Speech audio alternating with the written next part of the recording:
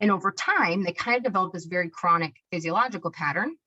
But really the bigger issue is that window. And so when you're chronically aroused, that window gets smaller, right? And so things that make that window smaller are, chronic arousal, things like trauma, being in unsafe environments, being ill, having other, stressful things happening to you and not getting good sleep, for example. Things that build that are the opposite of those things, right? So we want that window to be big because then you have more opportunity and time to kind of swing in it. You're going to be able to tolerate distress a lot better, right? So we want big windows. And what happens when we're chronically stressed is those windows just get smaller and smaller. And then over time, when your window gets smaller as it gets smaller, you start to have a lot more threat sensitivity. And then you have a lot more anticipatory anxiety.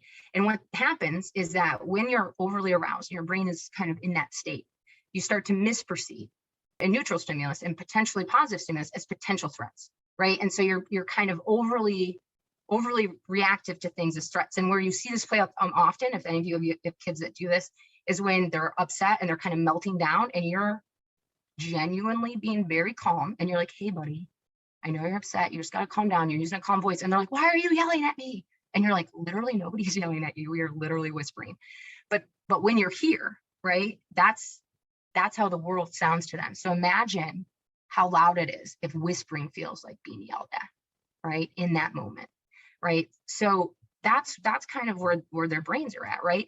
And so they start to eventually develop some super maladaptive but effective coping strategies to keep themselves in that little window they have, right? So they start to do things like, I don't feel okay, so I'm just going to order in a line. Because anytime we start to do things that are repetitive, like pacing, rocking, ordering and aligning, right? Like you crank your fingers or you like go for a walk, we feel better, right? Humans cope through these types of things.